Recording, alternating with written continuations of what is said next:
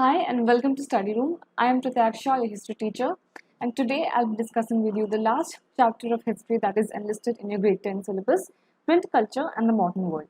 In this chapter, we'll be learning about the print culture, which is also known as the print revolution, and how the onset of this print culture, of this print revolution, it spread first from China, that is from the eastern side of the world, towards the western side of the world, that is Europe and USA, and then how it helped in shaping the modernization that was already on the go, that was already happening in the western side of the world. So in this chapter, we'll be learning about that how artists and writers, they used to write before the advent of the print culture, and how the onset of this print revolution or this print culture changed the shape of the world. So let's get started.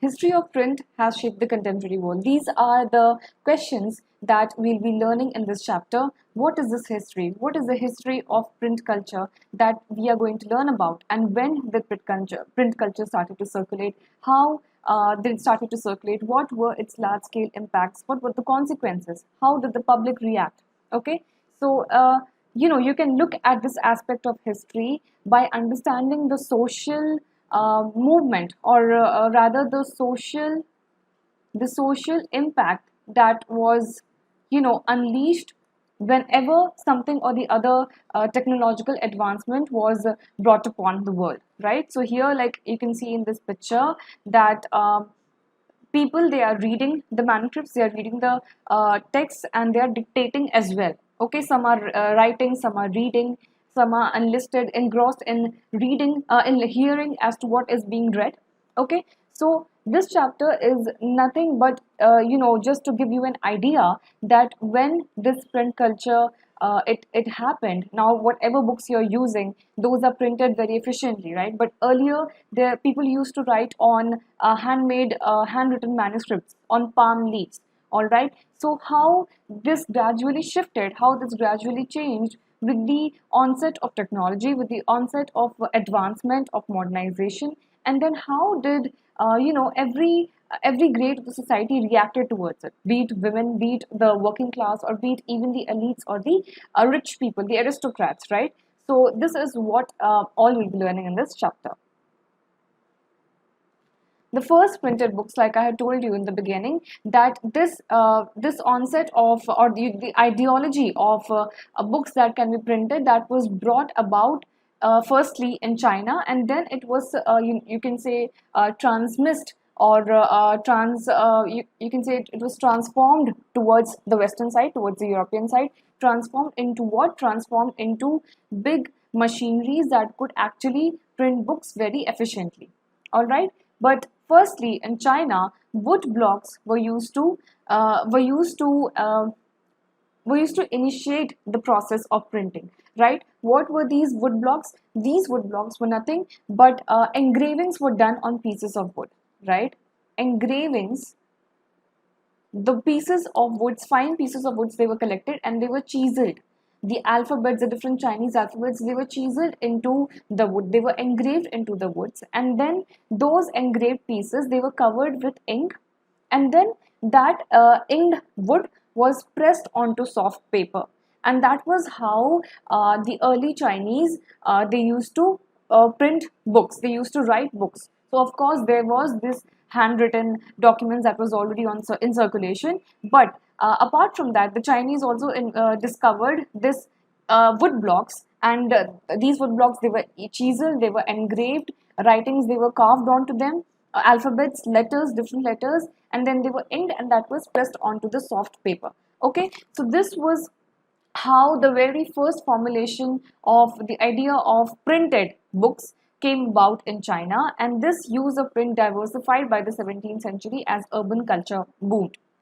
So here you will be learning that how this initial idea was then transmitted towards the western side, towards the European side, and how the Europeans, they transformed this idea of the wooden blocks into machinery equipments.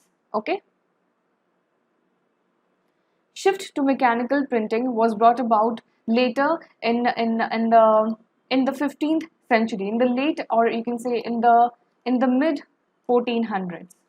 All right, So here, since we are talking about what was happening in the eastern side of the world, that is in China, so earlier people used to write on handwritten documents, right, on manuscripts. But when wood blocks was introduced in China, this created a very, you can say, a very excitement in the masses, in the public masses, because now people could, now people could print books in one go, right? They did not have to wait for different letters to be calligraphed beautifully. Rather, they could just be engraved on woods, and these woods could be recycled. They could be used from one place to another, and people could, use that chiseled piece of wood onto soft paper wherever and whenever they wanted. So this, what was the impact of this? The impact of this was that people, the educated people, they started more they started getting themselves involved more in activities that were related to learning. So whatever Chinese bureaucratic examinations used to take place, that was very increased. That was increased in number by the number of students that were being participated, the number of books that were being printed. More and more number of students started coming up, and they started reading these books because with the advent of the wood blocks, the availability of the books was much and much easier. All right. So by and by, Shanghai, it became the hub of the new print culture. So late 19th century, the mechanical printing, that is, you can see here on this picture over here. This is the example of the mechanical printing. So this came about much later. All right. But with the advent of just the wood blocks, the effect was so drastic. The effect was so you can say exciting towards the public masses, that many students, many intellectuals, they started reading books, and books were started becoming more print started becoming to started getting available in very huge quantities. Okay.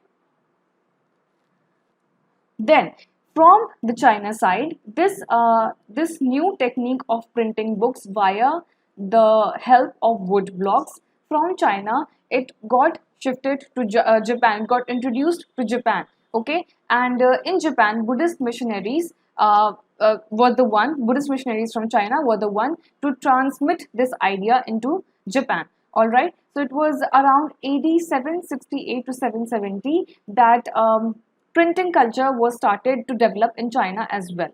Okay, the Buddhist Diamond Sutra is one of the earliest examples of books that were there in Japan, and this was written in AD 868.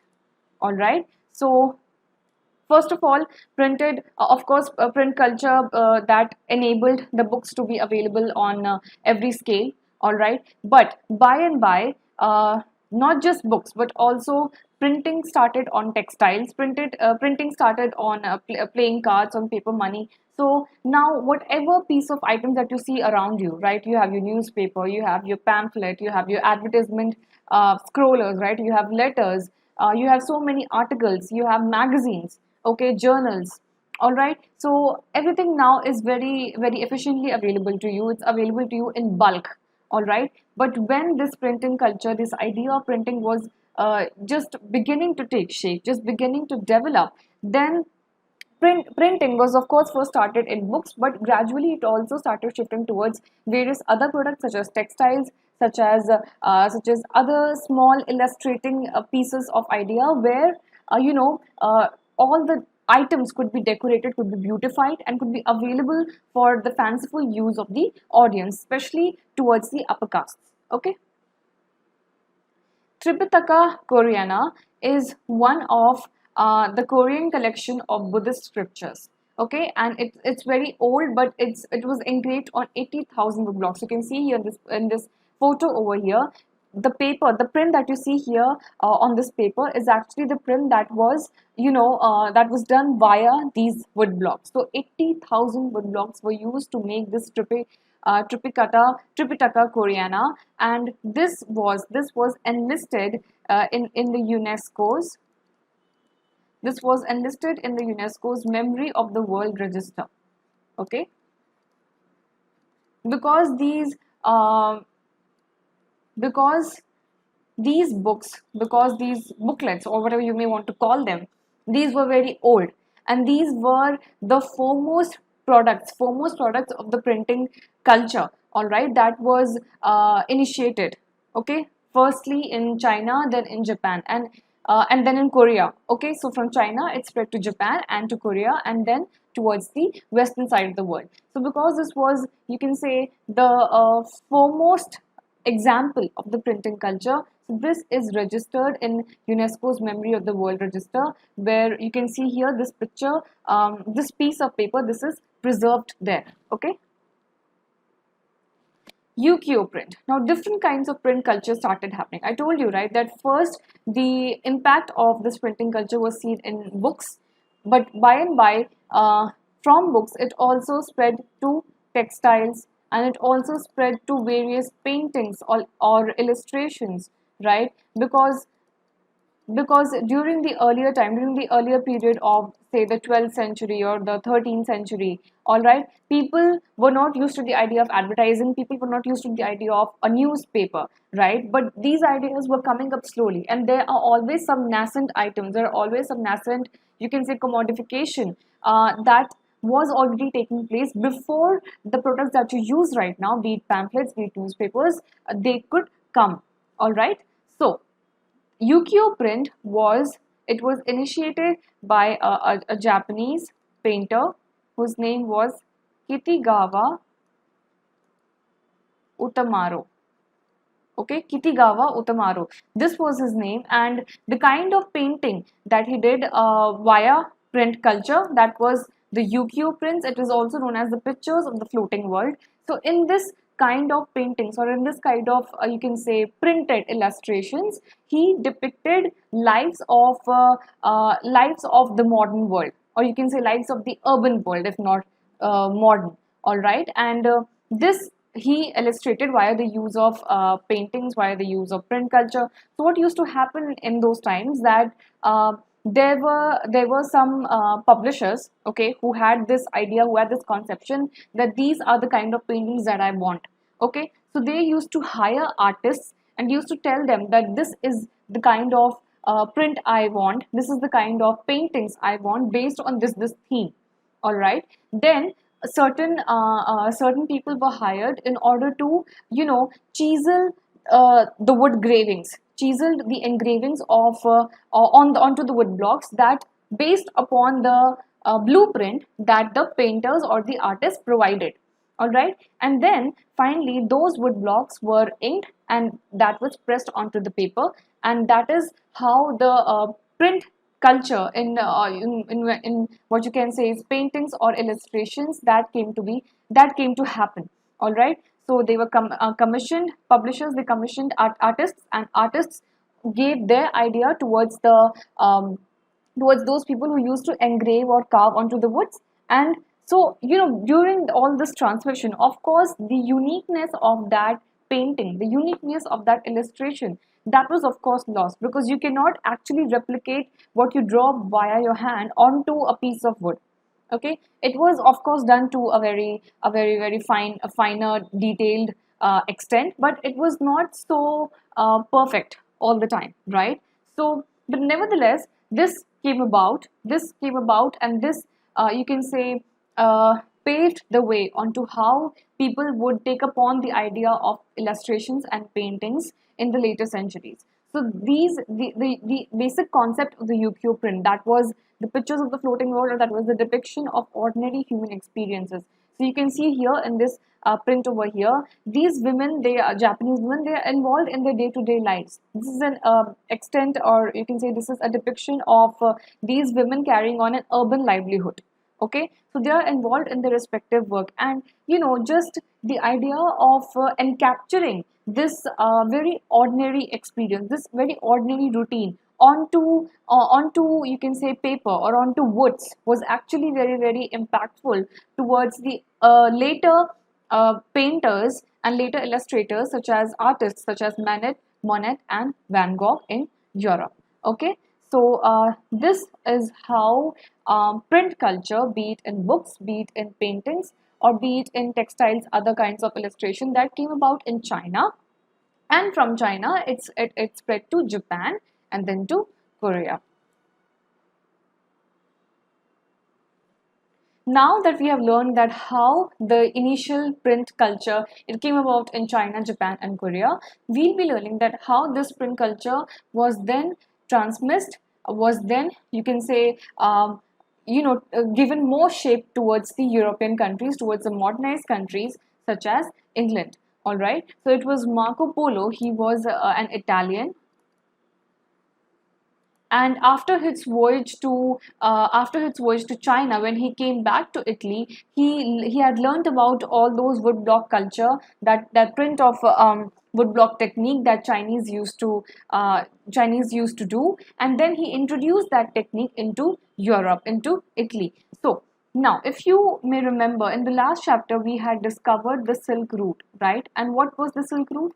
We know that the Western countries, they were always exploring, always on the go to explore different countries, especially towards the eastern side, because the eastern side or the Orient was seen as a symbol of mystification, while the Occident or the Western side was seen as a symbol of rationalization, as a symbol of modernization, right?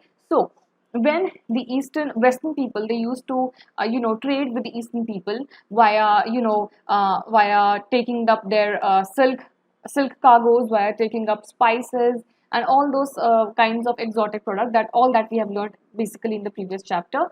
So with that, Western people, they were also learning and observing the different techniques that the Asians or the people in towards the eastern side of the world, they used to do in their day-to-day lives. So this Italian person, Marco Polo, he was an explorer, and on his voyage to China, he learned all about the wood culture, wood block technique of the print culture. So when he came back to Italy, he introduced this wood block printing. Okay, printing onto books, printing onto textiles, printing onto different printing of different paintings or illustrations. All right, so by the early 15th century, okay, or you can say the 1400s, this wood blocks, they became famous in Europe. They became famous in Europe to print textiles, to print playing cards, religious pictures with simple and brief text. So you can see here in this picture how this piece of wood is carved, all right, and there is some sort of illustration that is being carved. This piece of wood would then be applied with ink and would be pressed onto that soft paper, and then it will be that piece of illustration would be then printed bit by bit. Okay, so the efficacy of this wood blocks printing technique in Europe, that also unleashed all different sorts of printing ideas, be it on books, be it on textiles. So basically everything that we have learned here, that was already happening in the China, in Japan, basically in the eastern side of the world. All right, so it was not until that it was not until Johann Gutenberg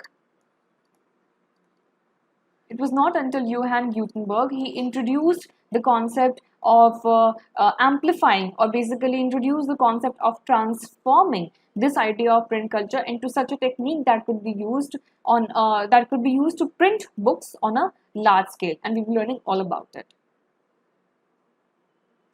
Jikji. Jikji is a Korean printed book. You can see here it's the world's oldest existing books that printed with movable metal type. Okay, and this book of Jikji, it had the description of 150 monks. These 150 monks were, of course, since it was printed in Korea, so these monks were of the eastern side of the world, basically of India, of China, of Korea. Okay, and this is also enlisted in UNESCO's Memory of the World Register. So that same thing that we had learned about the ukiyo painting, right? So the Jikji of Korea, it's printed in the late 14th century, means the 1300s, and is also among the world's oldest existing books. Okay. Now, Gutenberg and a printing press. When the wooden block technique was introduced in Europe, this caused people to think that books can be printed. There is no need to just write your words on handmade documents, on manuscripts, right? Rather, you can use a permanent cast type here is the case of wood in the case of wooden block printing, and you can use that cast type to print or to write basically as many letters as you wish to. Okay, so Johann Gutenberg, he was a metalsmith. Okay, basically in metals he was a metalsmith, but uh, he had he was very adept in casting molds of gold, and not just gold but other metals such as lead. So he was very efficient in casting molds of lead, means he could bead and shape those lead pieces into whatever shape he wanted to give them.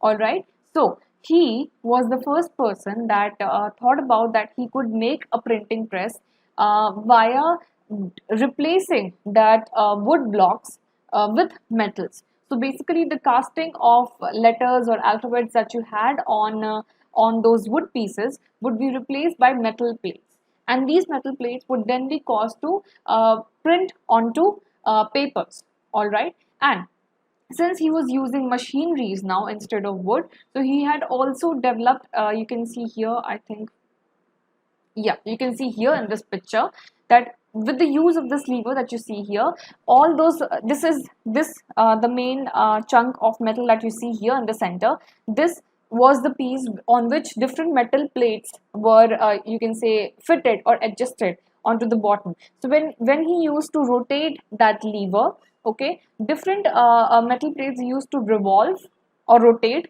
Okay, and whatever letter he needed to print, he used to just push and that got printed. All right, so this was a much easier technique than the woodblock printing, because the kind of you can say the amount of time that was lost in chiseling and engraving each and every letter onto the woods, that time was saved, because you can easily mold metals. It is easier to mold metals than to engrave or than to chisel a piece of wood. All right, so that is what he did, Johann Gutenberg, and the first book that he printed was the Bible. All right, he printed over 180 copies of Bible over 3 years, and at that time, at that earlier 15th century time, this pace was very marvelous. All right, the olive press provided the model for the printing press. So he used to work upon lead molds, he used to work upon metals, and he used to work upon different types of presses. So the kind of press that he used to encounter in his day-to-day lives was one of that kind of the press was olive press, and that enabled him, that inspired him to provide the model for the printing press. The picture that you see here on the left side is one of Gutenberg's printed page. Okay, so you can see here that this page is divided into two parts where the printing has been done. And one of the most unique features of the kind of printed pages that came about with Gutenberg's printing press was that the letters, they were of course printed, but as you can see here in this picture, there are certain illustrations, right? Or you can say there are certain patterns, there are certain designs. Okay, illustrations, patterns, designs, whatever you may want to call them, and these are handmade. Okay, if you can zoom in and see, you will observe that these are in colorful ink. All right, the printed letters, they are in black ink, but these illustrations, these patterns, these designs, they are in colorful ink. So after Gutenberg used to press all these letters onto the piece of paper, he used to leave spaces, and on those leftover spaces, artists and illustrators, they used to draw designs, they used to draw paintings of different colors. Okay, and not just or towards the border of the page, but if you can see towards the middle also, here towards the middle also, between some words or at the beginning of a new paragraph or something that was that had to be highlighted as very important, in between also those words or those paragraphs, ink was ink made designs were illustrated via hand. So the kind of print culture that came about with Gutenberg's printing press, it was a mixture of both the machine-made printing press plus the handmade techniques. And it was in you can say 15th and 16th century, between 1450 and 1550, that the actual print revolution came about. means the impact of this printing culture was seen on a massive scale, all right, in Europe. Book production grew from 20 million copies in the second half of the 15th century to 200 million, because from this only you can estimate that how much easier it was to just cast metal plates, mold metal plates, and use them as metal casts onto papers rather than to just chisel individual alphabets or letters on woods. All right. Here you can see compositors compose the text for printing, and the types, they are laid in metal frames called galleys. Okay, so compositors were those people who were involved involved that what kind of writings would be there on the book pages. So if this would come in chapter 1, or if this paragraph would come after this paragraph, all right. So they were involved in the task of composing the text, in the task of writing or formulating the text, whereas the types are laid in metal frames called galleys. So these are different terminologies that were used there and used at that time. And you can see here in this picture, you will observe that there are certain people involved in various tasks. Okay, so there is this person here on the left hand side that is maybe composing the books. Okay, then there are people who are using towards the center, if you may see, there are people who are actually using that printing press to press alphabets onto the paper. All right, and at the front here, just towards the left hand side, you have the ready-made documents, the finished products that are laying there on the table, and towards the right hand side, if you may see, there are proofreaders, means those people were involved in the job of viewing the printed products, if there are any errors, if the spaces for the handmade illustrations are being left at the right place. All right, so this was all of this work is happening under one roof, is happening under one, you can say, space. Okay, be it the composition of the book, be it the printing of the press, or be it the forming of the metal frames, or be it the proofreading. All right, all of this was happening in one roof. So that is how print culture, print revolution, it came about so efficiently. All right. So this is what you had to learn in this part of the chapter, where you learned about that how the print culture, it came into Europe. Now that we have learned that how the print culture, it came into Europe, and how Johann Gutenberg, he made another printing press that made it possible for the books to be printed in huge amounts and in lesser periods of time. Now we'll be learning about the impact that the print revolution brought about in Europe. A new reading public, it was developed in Europe via Gutenberg's printing press. So if you may remember, Johann Gutenberg's printing press, it enabled the books, it enables the books to be printed in huge quantities. Okay, because the casting of the metal plates was easier than the engravings on the wood blocks, right? And the amount of time that was required to print those books was also less. So in less amount of time, huge quantities of book could be published. All right, what does this mean? This means that the prices of printed books was lowered. All right, so earlier, what the prevalence of books, the prevalence of manuscripts was via handmade works. All right, and when with the advent of the wood block, the printed books that were there, they were expensive. Okay, because they were few in quantities, right? But with the advent of the printing press of Gutenberg, because now books could be published in huge quantities and in less amount of time, so the cost of these books, it dropped. All right, and when the cost of books dropped, and also these books were being published in huge quantities, you can now do the math that these books were available to larger and larger sections of the society. So not just the elites or the upper caste had the exposure to these printed books, but also the working class. All right, or also other sections of the society, even women.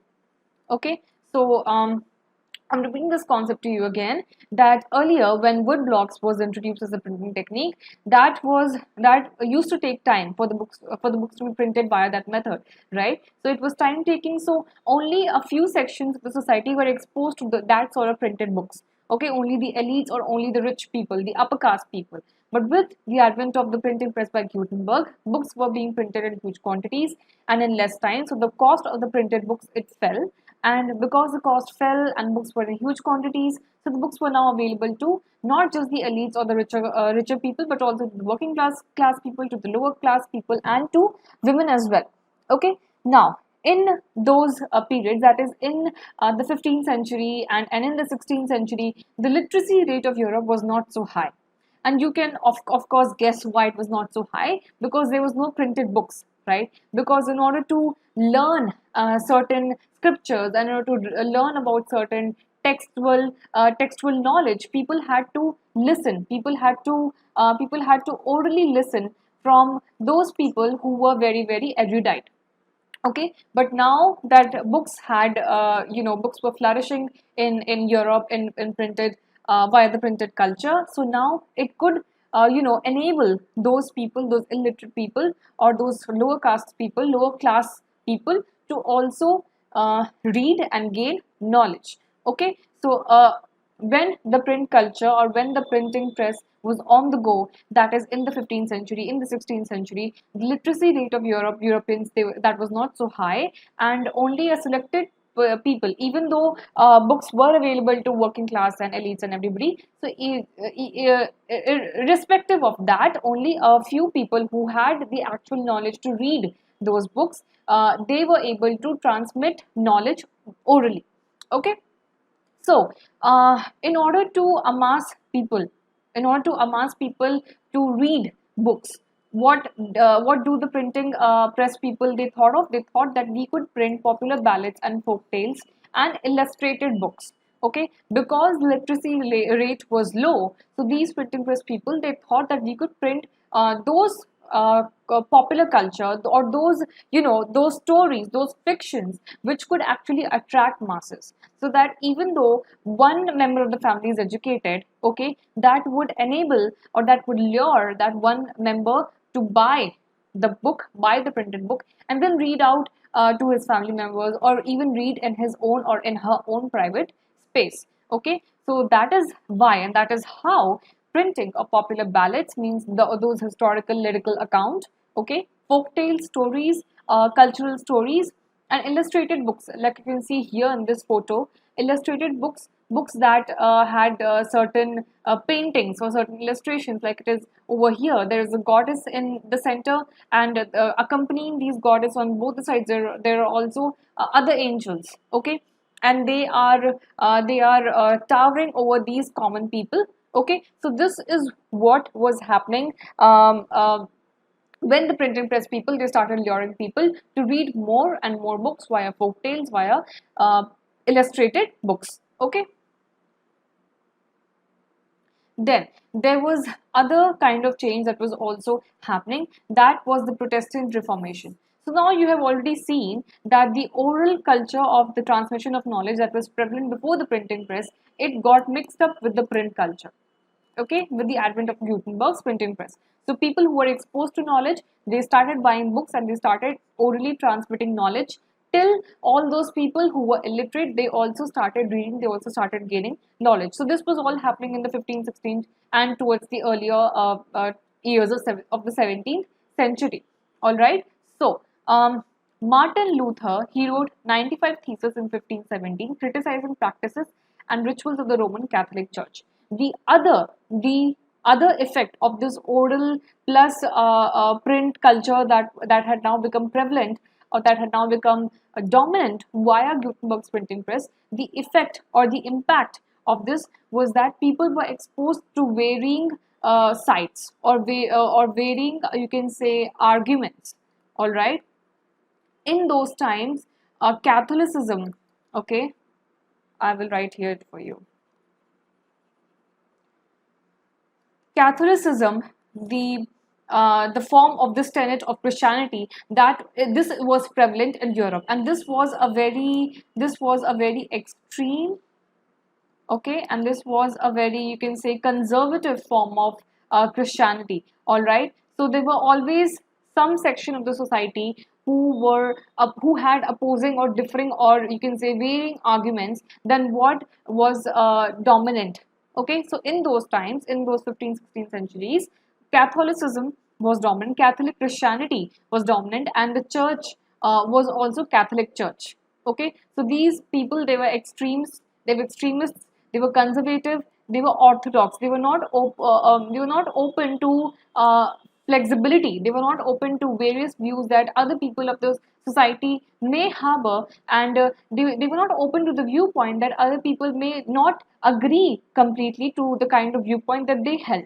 All right. So, with the advent of this print culture, Martin Luther, he was the first to criticize this Catholic Church system, and he wrote 95 theses in 1517. And via these theses, he criticized the Catholic Church practices. Okay, and one of these books, they were also printed. They were also kept on one of the church doors in Wittenberg. All right, and also he wrote a new kind of a testament of Bible. Okay, the New Testament.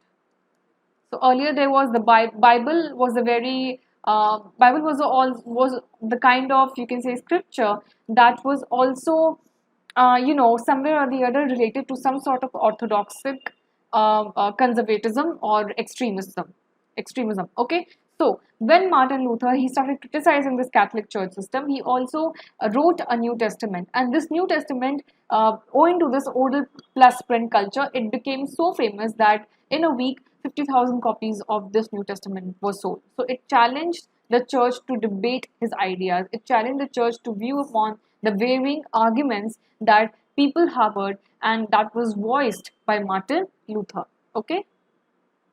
Then print and dissent then worked side by side. All right, all those sections of the society who were not able to, relay their viewpoints in front of the dominant mass of the society, they were now able to express.